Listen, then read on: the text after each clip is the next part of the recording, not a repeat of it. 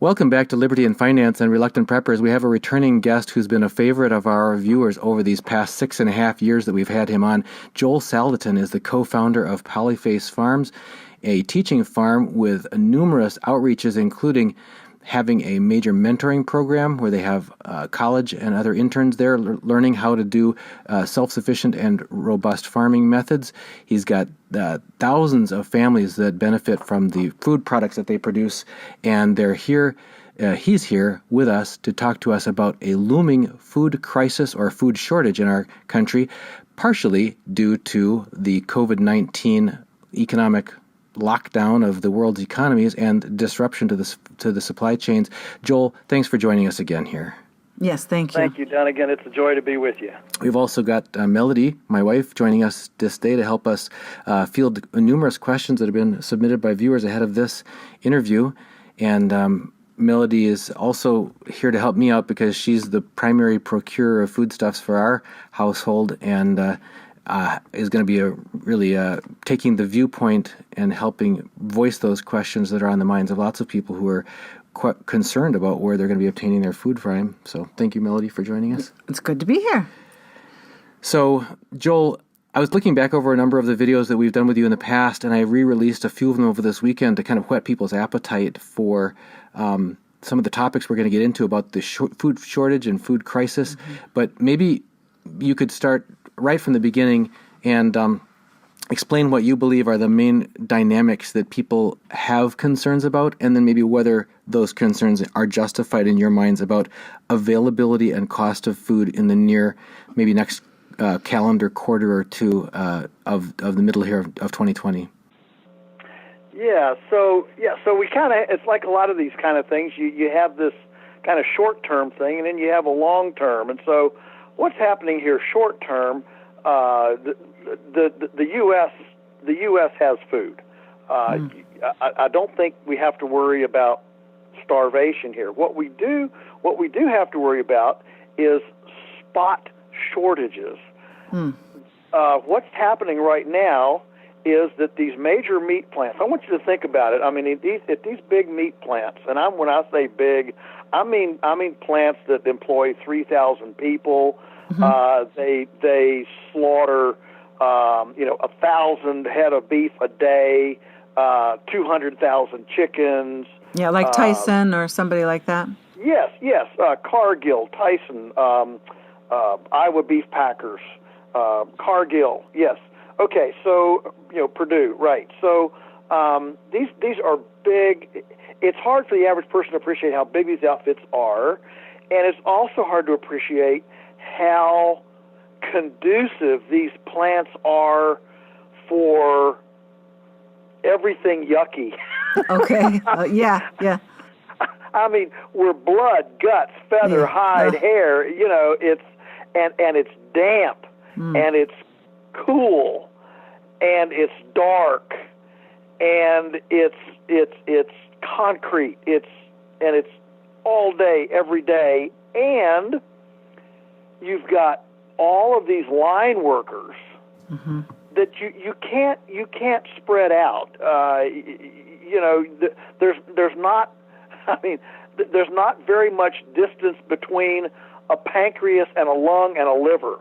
So, okay. So, you're crammed in there. Here's the thing I want people to understand is think about all the changes that have happened in the workplace since the pandemic started. I mean, office buildings are shut down. Right. Working from home. Lots of businesses have shut down. The stadiums have shut down. Las Vegas has shut down.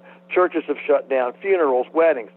The only place right now in the United States where large groups of people are congregating every day are big processing plants. That's the only place in the United States where large numbers of people are congregating right now. Okay. Now, many of these places are located in very rural areas. I saw a chart just 2 days ago that had little red balloons. Generally, the COVID-19 phenomenon has has certainly been centered in cities. The bigger the city, the denser the population, the bigger the problem. Right. Rural, New York had it because of the subways. They're so compact. Yeah, New York City. Yeah, Seattle, New Orleans, Atlanta. But in general, the rural areas have been not much. I mean, it's been here, but it's relatively minor. Right. Except where these big plants are. Okay. And the few counties where these, and there aren't that many of these big plants, where these big plants are. I mean, the Smithfield one that closed, the pork plant up in Sioux Falls, right. In Dakota, had 3,700 employees, and they do 5% of the nation's pork. Another one closed. The Tyson plant closed this week, and it does 5% of the nation's pork. Well, there's 10% of all the nation's pork. So what's happening is the food is being produced on the farms. Farmers have there's plenty of production out here. The problem is that when these workers, when the plants get the virus, and then workers get scared because they might get the virus and they don't come into work, the plant they can't operate. I mean, a 3,000 person plant with 1,200 people out, they simply can't operate. I mean, because things are mechanized, they've got chains, they've got certain positions that have to be there, they've got certain overheads, they need a certain amount of throughput in order to fire up the energy to keep the ovens going. I mean, it's just they just can't operate because they're so huge. So here's the thing that you have to appreciate is that the food's being produced, but the problem is getting it processed so that it can get into the store for people to buy. Because most people, when they say, I want a T-bone steak, they don't mean they want a 1,000-pound steer coming through their front door. Oh, but we really do.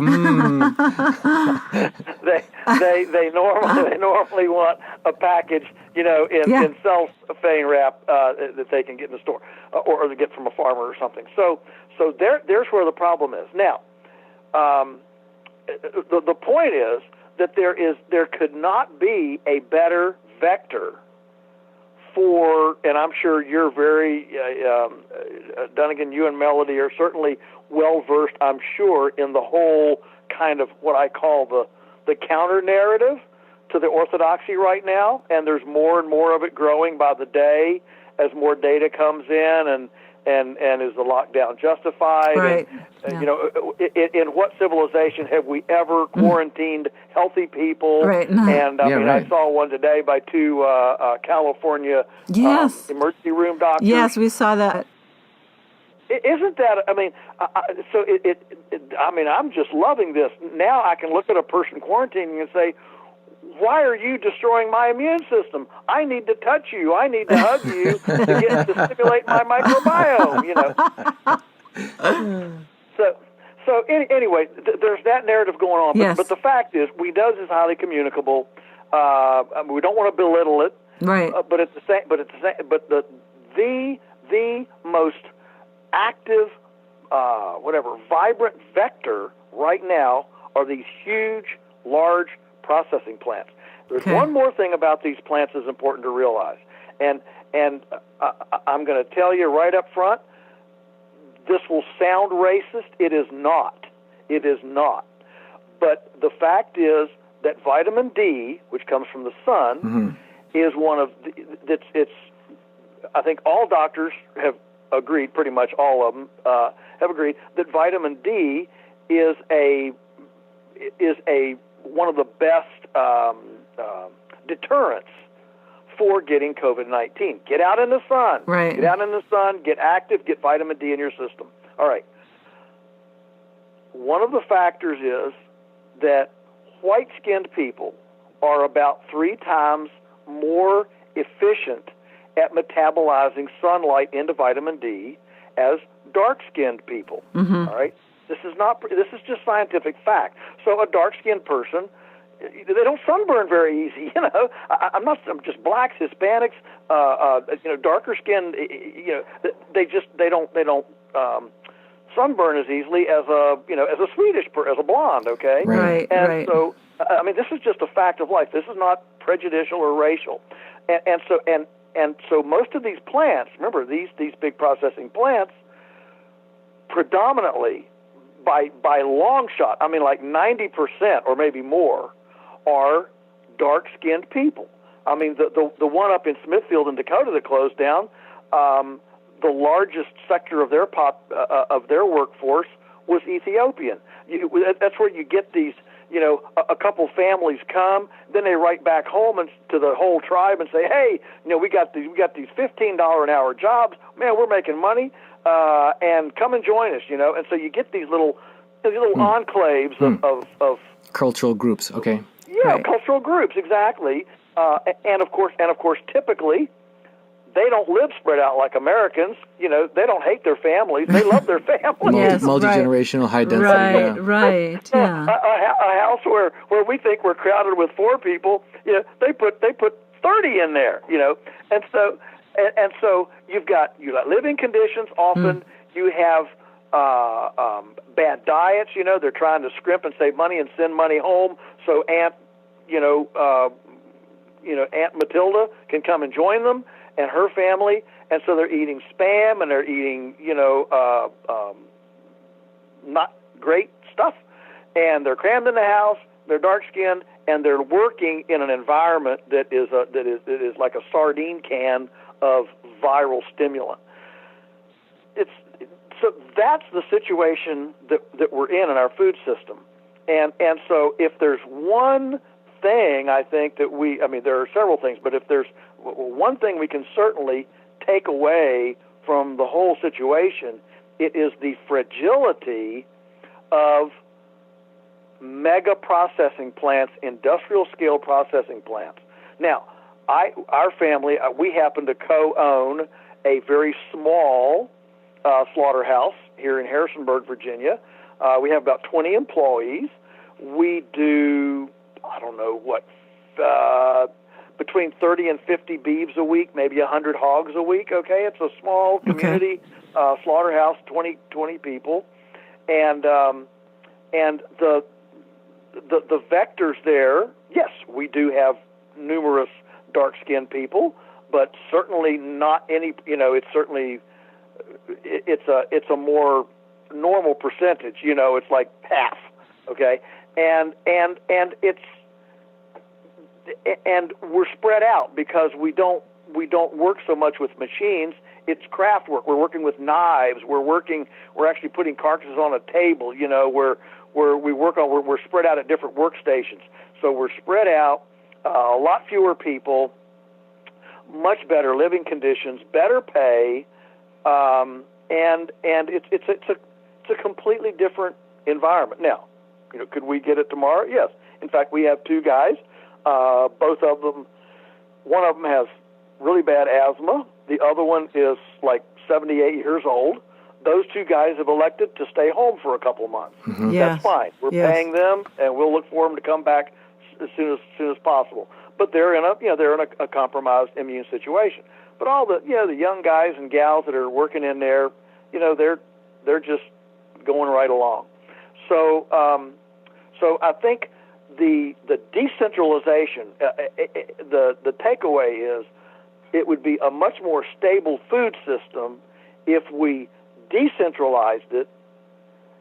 You could even say democratized it, as opposed to centralization and consolidation, like we've seen, spreading it out across the countryside to have thousands of very small plants. It may not sound as efficient, but in the long run, it's far more resilient. And what we're finding now is even some of the, diehard Wall Street business gurus are saying, maybe we took efficiency one notch too far. Maybe we should back it off a couple notches and think about resiliency. Mm-hmm. Okay. Right. You put all your eggs in one basket, and you don't have Right. complete control over that. You've talked to us for years about the regulations that are, we had one called Ridiculous Regulations and Romaine Recalls, I think was one of the interviews we did. And you talked about how so many of the regulations, which are sometimes almost written by the mega food industry giants, don't scale well down to the small scale.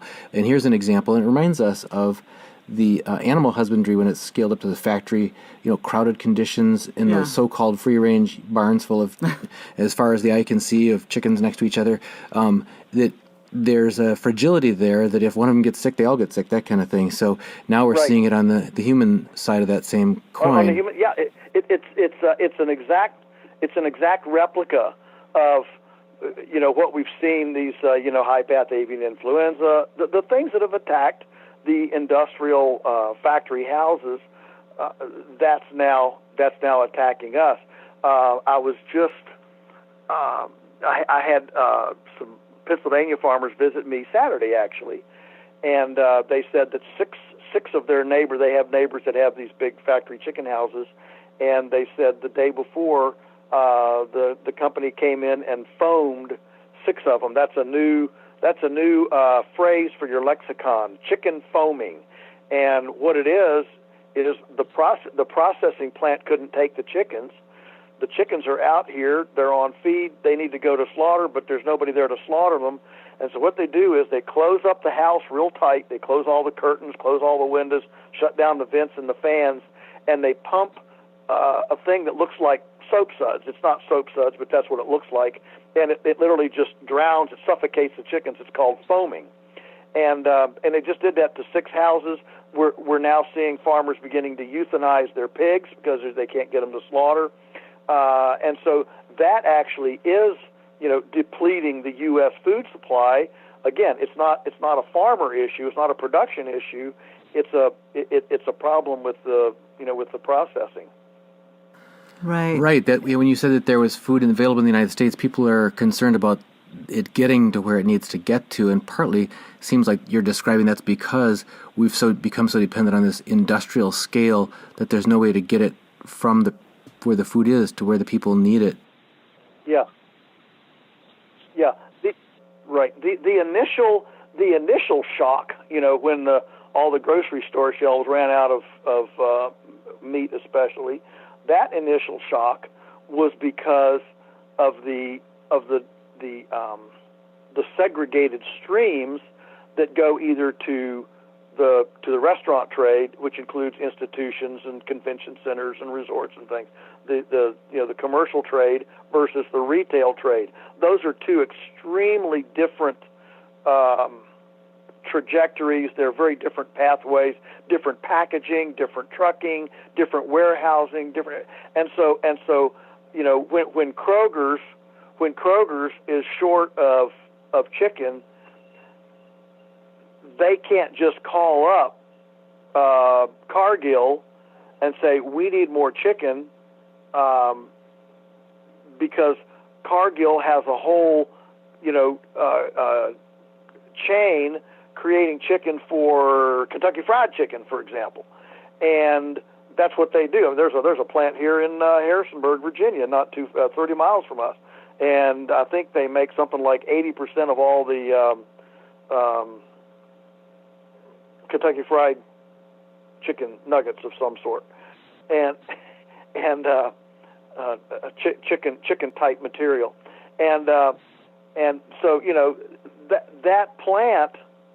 They can't suddenly turn out whatever, boneless breasts for a retail Kroger trade. They can't retool and do that. And so the initial glitch was this. It was not production. It was not processing. It was clear at the far end of the marketing where those are segregated channels.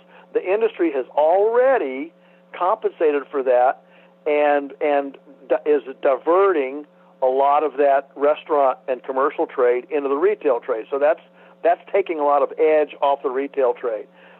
The processing plant situation is a little more.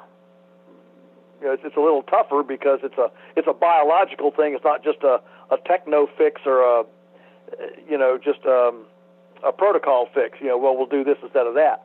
It's the virus. It's a different thing. So it'll be interesting to see how long this lasts. I know that one plant that was down has already come back online.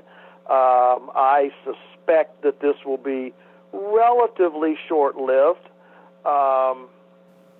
That's one of the questions, Joel, that's being asked by our viewers. We have a viewer, J.D. Smith, who asks, what is a timeline estimate of the food shortage coming to the United States? People are just looking out and they're not seeing, other than maybe people did some panic buying, over the past month. But other than that, they're not seeing yet prices spiking or complete unavailability of things. What do you see? Well, we've seen unavailability of toilet paper. Some products, but food specifically. Right, food specifically. We've seen eggs sometimes, some not, fresh products, some fresh chicken or that kind of thing. Right.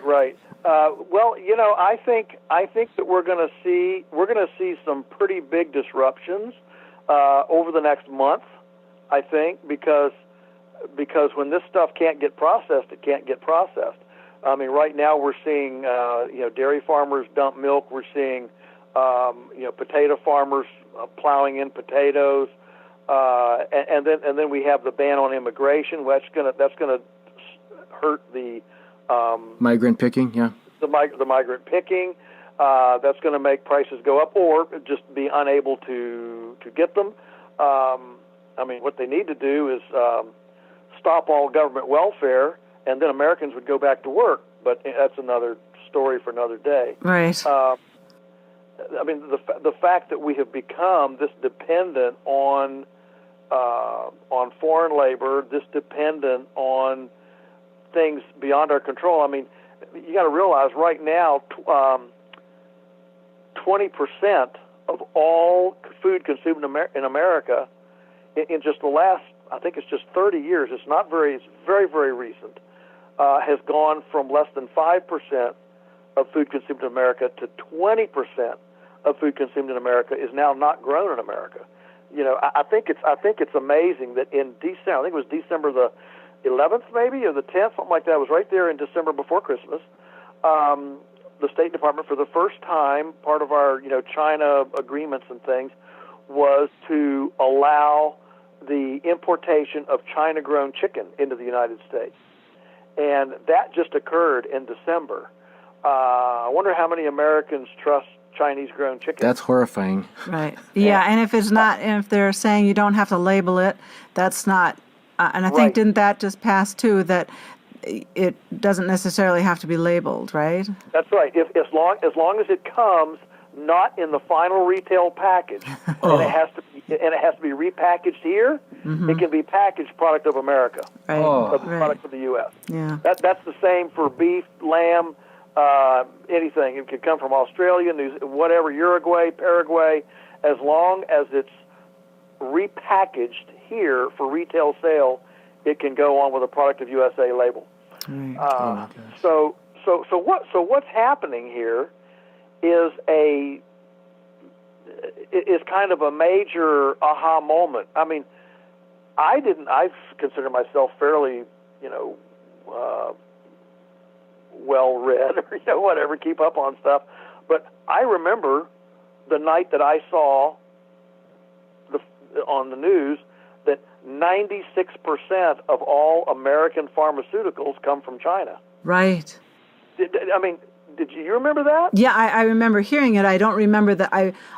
I certainly didn't realize that so much of our pharmaceutical stuff came from China. No, I didn't know that. I didn't either. And I'll bet if you put out a survey to Americans, say, how many of you knew 3 months ago that 96% of American pharmaceuticals come, or pharmaceuticals in the pharmacy come from China?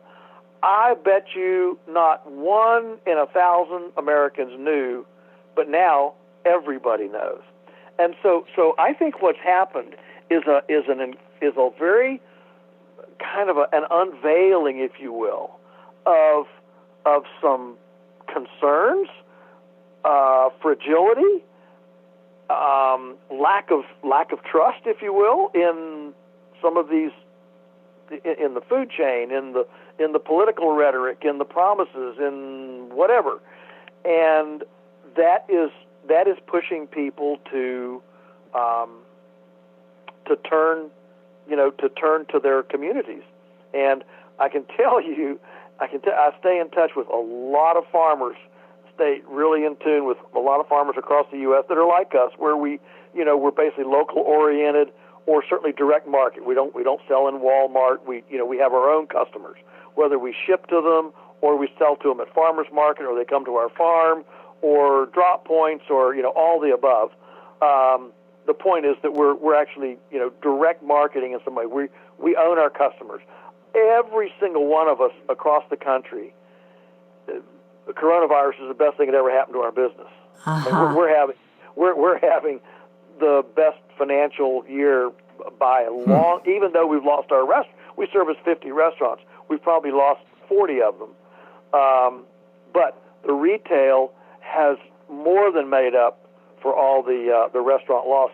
Does that mean I wish we hadn't lost the restaurants? Of course. But it's indicative of the striking. I mean, we've had people come in who have never thought about local food, never thought about know your farmer, know your food, never thought about any of this stuff, and they've come in and said, I'm never going back to the supermarket. I don't trust any of them anymore, blah, blah, blah. I mean, that kind of thing is being said on a pretty dramatic scale. Teresa, my wife, she was getting some new, what do you call them, oven. They're the little plates that go under your burners, in the oven. So Reflectors? Drip pans, yeah. Okay. All right, she's yelling at me. Yeah, drip pans in the oven and under the burners. Yeah. Okay. I'm being coached here. And the store we shop at a local appliance store, and there's all this empty space. And what was that? It was freezers. He said I could sell. He said I had a freezer in here, promised to a guy. I could have sold that freezer 50 times. And he said I can't get another freezer until August 1st. Wow. There's just a total run on freezer. Well, to me, that's healthy. That's a good thing. I'm thrilled that seed companies had to shut down their websites for 3 days to catch up because they couldn't handle all the seed orders. I've already been told that if you're going to can this summer, you better get your supplies in right now, because there have been more gardens go in this year than ever in history of the U.S. And so there's going to be people freezing and canning and gardening. Those are really good things. I think this has, for the abundance that is the U.S. and the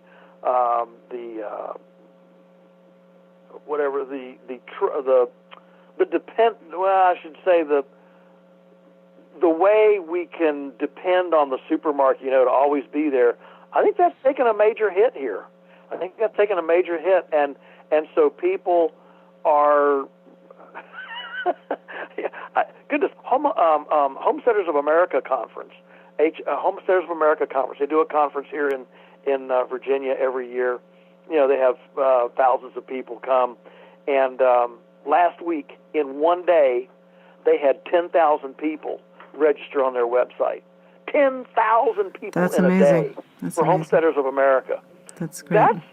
That's a very, very positive trend. Now, for us, what we've seen, we've never sold so many little 2s and 3s and 4s, pullets and laying hens for backyard flocks. People are buying. They're getting chickens. There's a run on it. Hatcheries. You can't get a chick in the country. There's just a run on them. They're backlogged, like 2 months. So yeah, I see this is bigger than Y2K. It's bigger than. It's a big wake-up call. Well, it sounds like one of the positive unintended consequences here is that people are learning, hey, I can't always depend on the grocery store to be there or the meat's going to be there. I better start doing local and maybe also tending to my own family so I can have my little backyard farm. Maybe that's a really good unintended consequence of this coronavirus. It's really waking up more people Right, I think agree. that's a great thing. I read a book recently. It was fascinating. It was a book. It was written by I can't think of her name, the lady who housed the Anne Frank family during the Nazi Corrie ten occupation. Boom.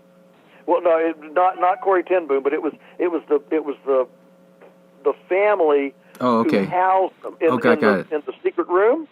And so these folks were the ones who went out and got the food and did. And the most interesting thing of the book to me was, I mean, thousands of people in Amsterdam starved. I mean, they just starved to death. The people who did not starve were people who knew somebody in the country. They could get to the country to get something.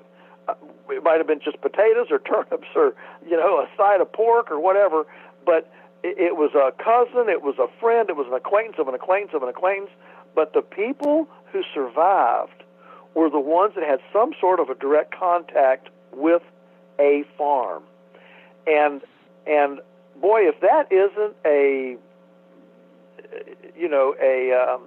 prescient thing for our time, to realize that kind of resiliency is the same throughout history, throughout time.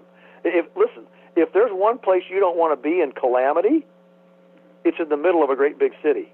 Mm-hmm. I've had people, friends in New York, say, when this is over, you're going to see a mass exodus from New York. They're going to go wherever they can go. They're going to find other places. I have a realtor friend. He said you wouldn't believe the number of people that are looking for 5 and 6 and 7 acre spots in the country. I mean, but of course, right now nobody wants a list because they don't know what's going to happen. Right. So there's kind of a moratorium on listings because nobody wants to make big financial decisions. Right. So what was listed 3 months ago is it, and as that inventory drops down, there's going to be it's going to be a hot market. So yeah, I think that overall, this has definitely gotten people's attention, and it has brought people. And another good thing, it has brought people home centricity. We have been decades basically emptying our home, except for Netflix and entertainment centers. But other than that, essentially, home has just been a pit stop between the things that are important in life. Right. And families coming together or having to be together now. There's no, bringing in a babysitter, or so people are working from home, and it's great that they're spending more time with their kids. Back to the food, I wanted to get to a question because I thought this was a good one. It kind of is about you. It's kind of a different kind of a question, but about storing food rather than, starting your own garden and stuff. And Gatology 30 Cal asks, what do you think is the most effective way to purchase and store bulk food? And she's not talking, or he is not talking about buckets of freeze-dried or MREs, but like an economical way. If you don't have a membership with Costco and stuff, you just go to Walmart and put it in the buckets yourself, like rice, beans, lentils. And if so, any suggestions on that? Well, certainly buying bulk. You can get 50-pound sacks of oats, of things that you can sprout, and those things store without freezer, without electricity, as long as you keep the rats out of them. It stores very well. Now, when it comes to meat, one of the absolute best things you can do, if you're truly thinking long term, is buy bulk. Get a half a beef. You can save lots, up to 20% usually. By getting getting a half a beef as opposed to just cuts, and then you just go ahead and can it. And you can can meat, you can can venison, you can can chicken, and it lasts for years and years and years. Doesn't have to be frozen. If the power goes out, you still have it. And the beauty is, it's already cooked. Yeah.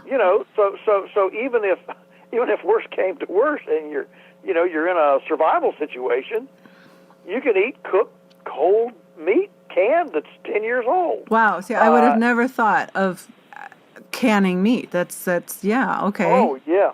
Oh, absolutely. We've done that. We've canned, venison, chicken. You can can pot pie. You can can. Oh, wow. You can can almost anything. And it's already cooked. And the beauty is it doesn't take electricity to keep it. Right. So that's probably the cheapest, most long-term, safest way to keep it. How long do you think canned goods last if you've canned? Because they, when you buy them at the store now, they do have an expiration date on them. So just curious, like, how long typically do you think if you can them well and you do the right, they're sealed correctly and all of that? Mason jars here, glass right? mason jars. Mm-hmm. Yeah, the key to canned meat. Well, yeah, I mean, I certainly wouldn't have any trouble with it for 5 years. Wow. Okay. And I'm not a food scientist, and I'm not paranoid either. But look, as long as it stays sealed and vacuumed, I mean, you can can peaches, and if the seal isn't broken, it can be 10 years. That's a long time. Yeah. But the key to the meat. Here's the thing about the meat. We've done that here, and Teresa has, and I've watched. And the key there is you can't fill the jar up, because when you can it, of course, it's cooking, it's boiling in there, and so if the juice comes up around the ring, right, you'll ruin the seal. In that rubber seal, it won't actually seal. So when you're canning meat, you got to leave a little bit of space there, an inch, to make sure you don't get the grease up in the broth. The broth, yeah, up in the seal. But other than that, no, it cans just fine. Interesting. We have a question here from Carolina Contracting, and it's back to the question about the large processing plants. It says, is the problem mainly staffing that's causing plants to close down? You certainly talked about concerns around that. Or also red tape that prevents farmers from selling direct to customers other than smaller smaller suppliers? That's a loaded question.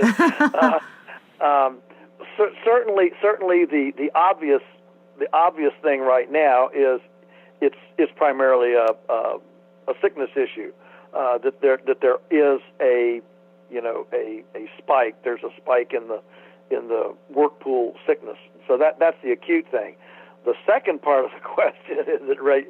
Yes, if farmers were if our food system habitat encouraged small-scale, community-centered, neighborhood-friendly food processing facilities, and this isn't just meat, slaughterhouses. I mean, goodness, our county in the 1930s, our county had commercial canneries. We had like 10 of them in the county. Now there's not a single one.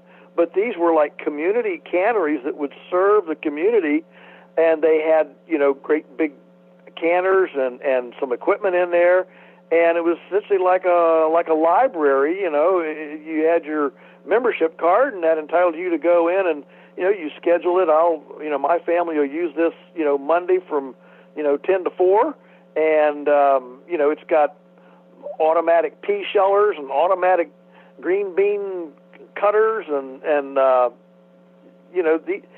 this was a service that was offered as an entrepreneurial service in the community, because there were so many people canning large quantities of stuff. I mean, Teresa cans, 800 quarts of stuff a summer. I mean, we've got a whole basement full of everything from, tomato juice to squash and applesauce. And when we make applesauce, we get, 6 bushels of apples. Every bushel will make about, 20 quarts maybe of applesauce. And we make applesauce, and make 80 quarts of applesauce. That's our year's supply of applesauce. And I mean, that's just the way we live. And it's way, way cheaper than the store. We know where it came from. We get it from a biological orchard near us. Doesn't use any sprays, and it's cost competitive. Does it take us some time? Yeah, it takes some time, but I think people are finding out now that maybe time can be spent in different ways. Maybe our frenzied, hectic, Yes. time-consumptive consumerism entertainment cult could be more valuable spent learning some culinary skills, sourcing some food, building a relationship with a farmer, those kinds of things. That has value too. Right. Yeah, we have another question, and I think you touched on this. And Dunnigan and I have thought, in the future in the near future anyway, that real estate prices would go down. But you had a different take on it. And this question is from FED. He's asking, Joel, do you see land prices coming down in the near future, the next couple of years? Is today a great time to become a farmer? Where do you see the future of small farms and farms like yours going? Yeah, well, I think the future for farms like ours is very, very bright. In fact, I think that's the trend of the future. And this shakeup has certainly been a shot in the arm to it. Now, what is that? What are we going to see with land prices? In general, land prices don't go down. Okay. They might dip for a time.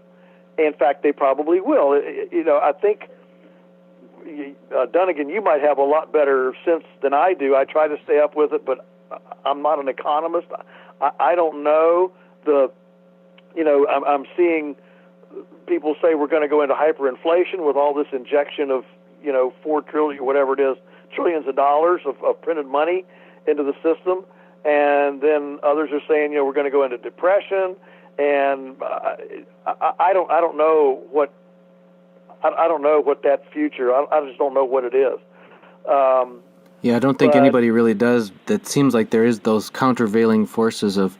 Yes. That might end up with stagflation, where you could get the worst of both. You might get anemic to no growth and prices still rising. But you've talked to us. The other aspect of this that you've talked to us in the past about was the demographic of American farmers. So that's got to be tied into this somehow. Yeah, and that demographic is not going away. I mean, the fact that the average American farmer is 60 years old, that's not going away.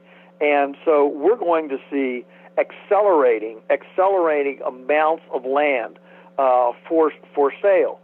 The question, though, is the acceleration of farmland for sale going to be faster than the desire of urban people looking for a safety safety net or a bunker?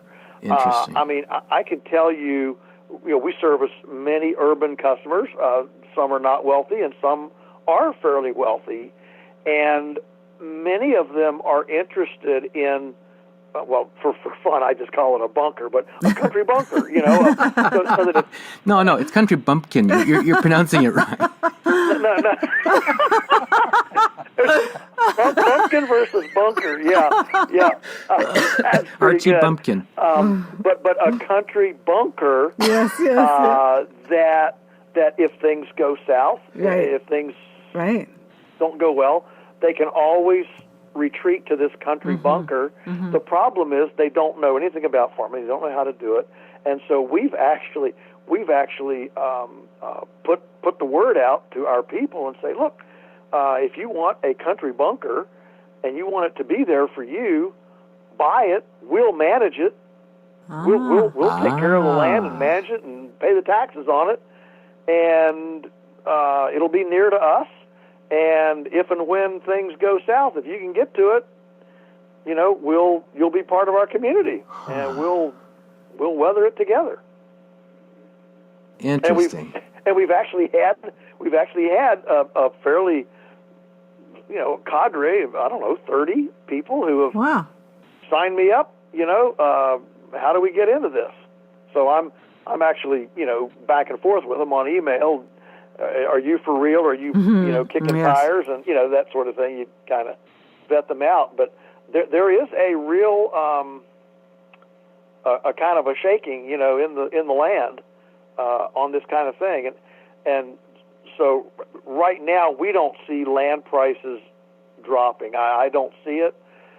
at least in the near term. But if we go into depression, it certainly might.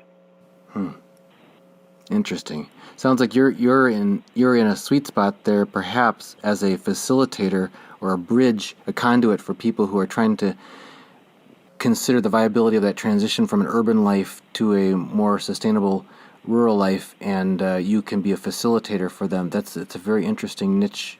I wonder how you could replicate that. That's really great. I wanted to just, I'm sorry, but there's an interesting question here that now kind of, I don't know if you've heard of this, but Josh G. is asking, have you heard that the coming United Nations Agenda 21 and 2030 policies seek to limit the amount of square feet a person or family can live in under a half an acre, as well as force people into city zones, deeming all rural and country areas as wilderness preserve and not for human visitation? Have you heard of these policy plans, and how would you plan to deal with them? It kind of seems like flies in the face of opposite of what you're thinking of. People are going to be fleeing the cities now. I mean, yes. Have you heard of this? Oh, absolutely. I'm very aware of that.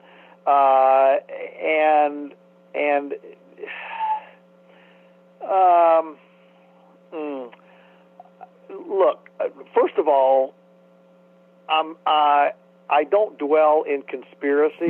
Look, if you start reading alternative stuff, you can certainly come into conspiracy pretty quickly. But I just find it unhealthy for me. If it is all the Illuminati and the Trilateral Commission and the Council on Foreign Relations and the Rothschilds, name right, name the evil bunch, then it's really pretty hopeless.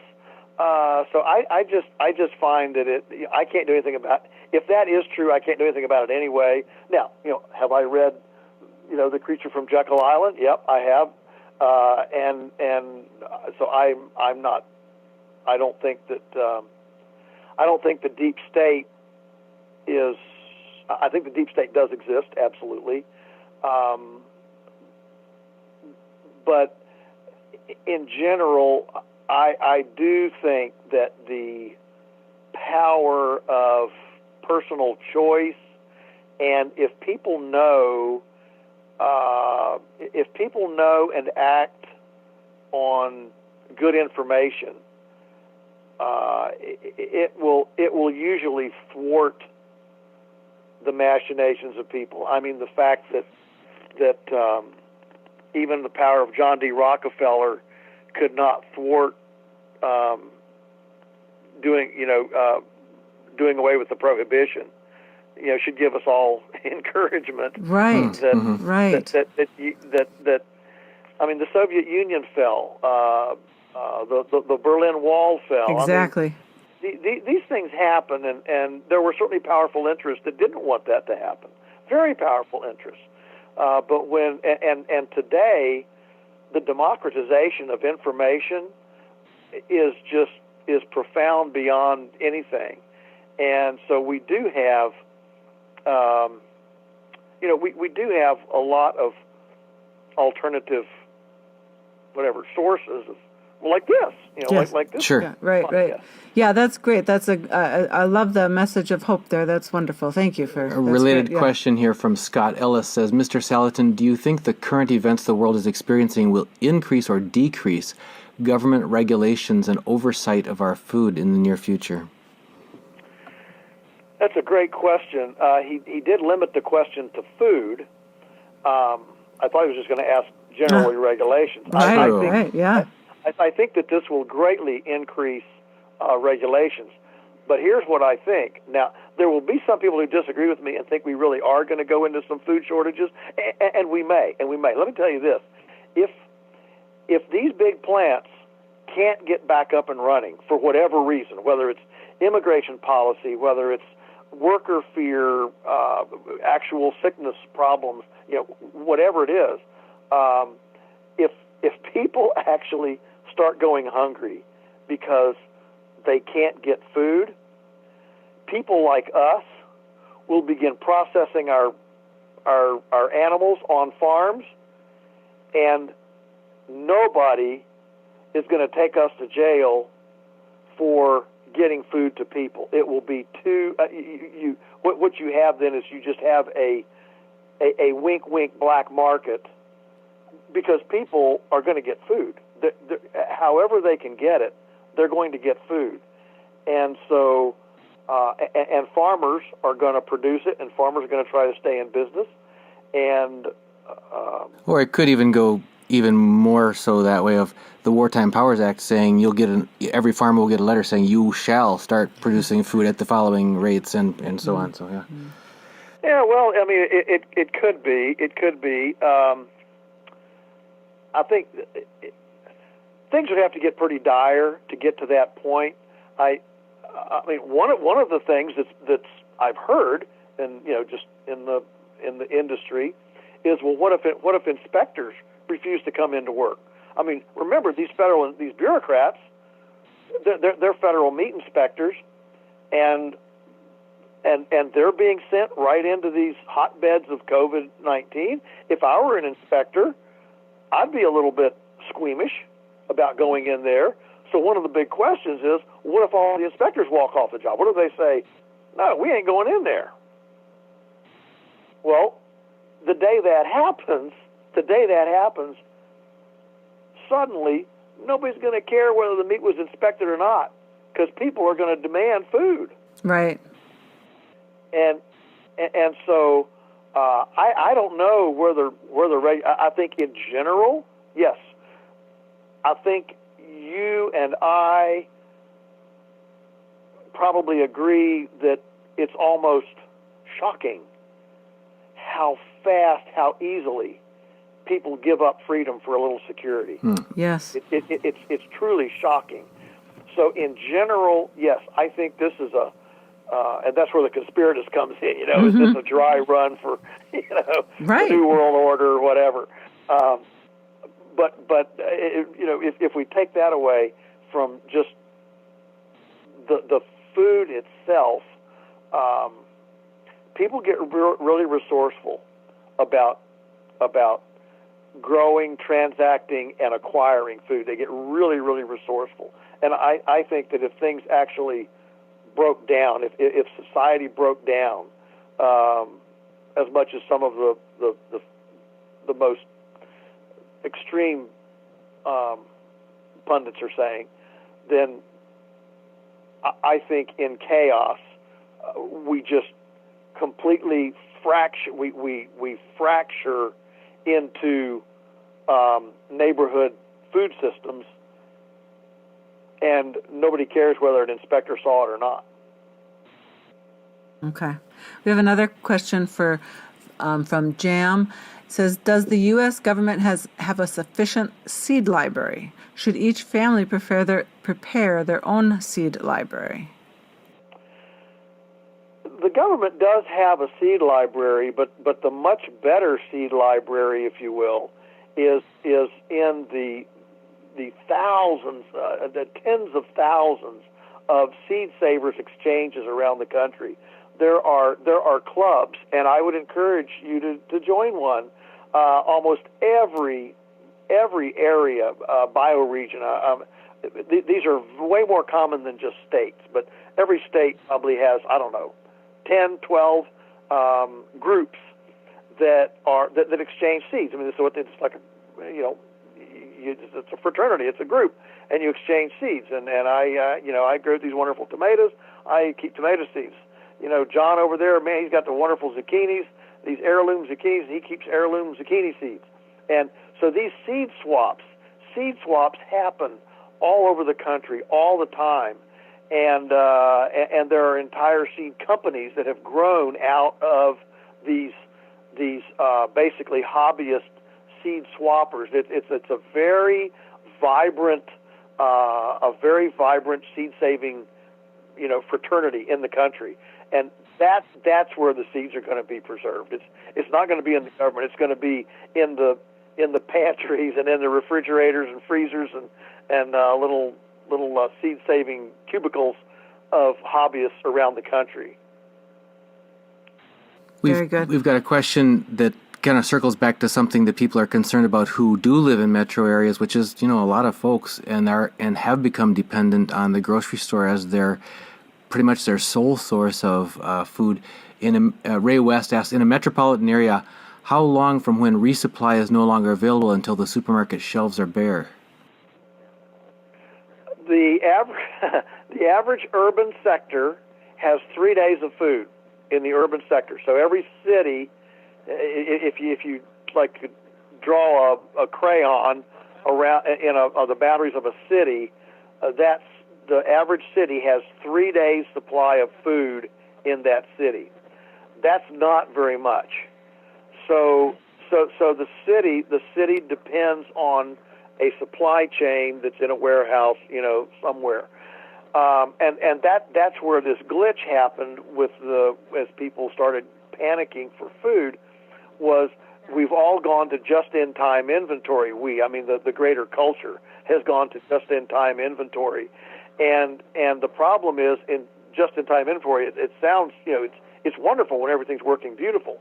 But if there's a Teamster strike, if there's a coronavirus, if there's an energy glitch, refinery burns down, you can't get fuel. There's a million little things. If there's any glitch, just-in-time means exactly what it says. When I order it, there's not much down the line from me. Right. It's a very lean chain coming up. Whereas a farm like us and farms like us around the country, we don't practice just-in-time inventory because we want to take care of our customers, and we know that there are droughts and floods and hurricanes, and so we keep an inventory of 3, 4, 5 months out there so that we can service our customer base when there's a glitch, when there's a shortage. If the local processor has to do a 3-week remodel, these things happen, and so we typically have a much longer inventory than the average. Now, it took us a month to go through about 3 months of inventory. Right. Wow, yeah. Even now, we're down to just hand them out. We're going every week to slaughter, and we're replenishing as we go. But we're goodness. I think Friday they told me that our beef page on our shipping cart, our shopping cart, on beef, the only thing that was on there was kidneys. That's never happened before. Now, we're going to have a bunch more on there this week. Okay. We just went with another bunch to the slaughterhouse, but that just shows how, even our inventory is down. But that is also why local farmers like us were able to step into the gap so quickly when the supermarkets were low, was because we did have inventory, because that's the way we operate. We don't operate in just in time. So for the metropolitan friend, what can be done? Well, what can be done is to you should stockpile some yourself. Dave Ramsey says you should have 3 to 6 months of cash laid up, Right. For emergencies. And he never talks about food, but I always want to say, and 3 to 6 months worth of food. You should have something in the freezer, something in the canned goods, something in the pantry, dried goods. You should have something there so that you can go 3 to 6 months. If every American had 3 to 6 months worth of cash and 3 to 6 months worth of food, and when this thing hit, what a different emotional shock it would have been. Yep. had each family just had that.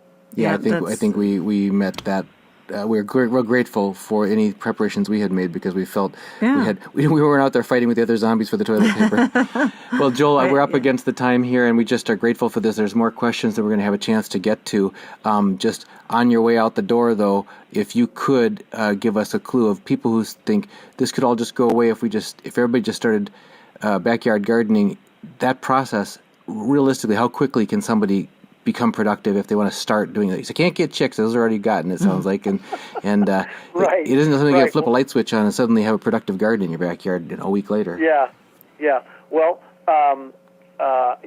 if I could, I'll just make one shameless promotion. We now ship nationwide, so we're That's glad great. to ship to anybody that wants something from us. Okay, And we're you doing want our to tell best us where how we're they should ramping up. contact you? Yeah. Just go to Polyface Farms, our website, and you can jump right on there. But as far as how fast can you do this, goodness, you could get right now a bag of mung beans, alfalfa seeds, and you can put a quart jar in your windowsill, and you can have fresh sprouts in a week. Yep, that's true. You can begin farming you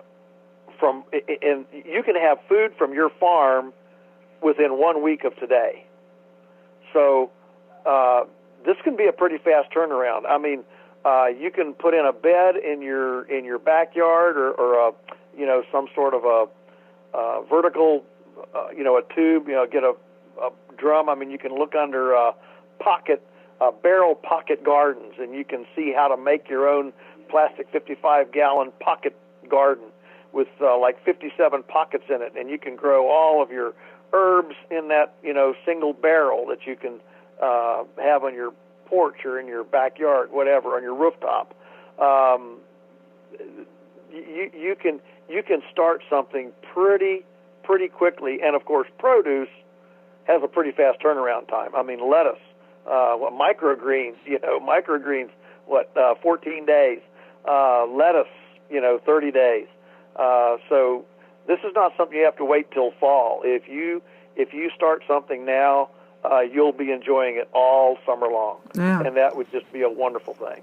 Well, Joel, it's been too long since we've had you on, and we've got to have you back again. I think the topic of food availability and food integrity, for goodness sakes, is going to be on everybody's mind over this year, and that's probably a good thing. So thanks, Joel Salatin, co-founder of Polyface Farms, for joining us here again on Liberty and Finance and Reluctant Preppers. Yes, thank you very much. And again, why don't you tell people how they can get a hold of you to get some of your wonderful food? Sure, just Polyface, Polyface.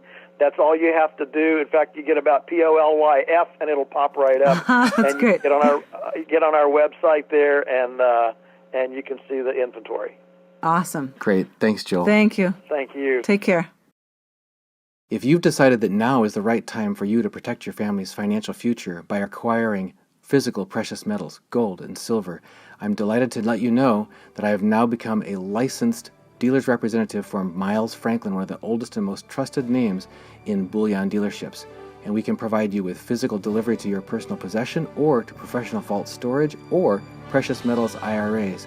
Just email me at libertyandfinance@protonmail.com, and please include your name and phone number in your email to libertyandfinance@protonmail.com.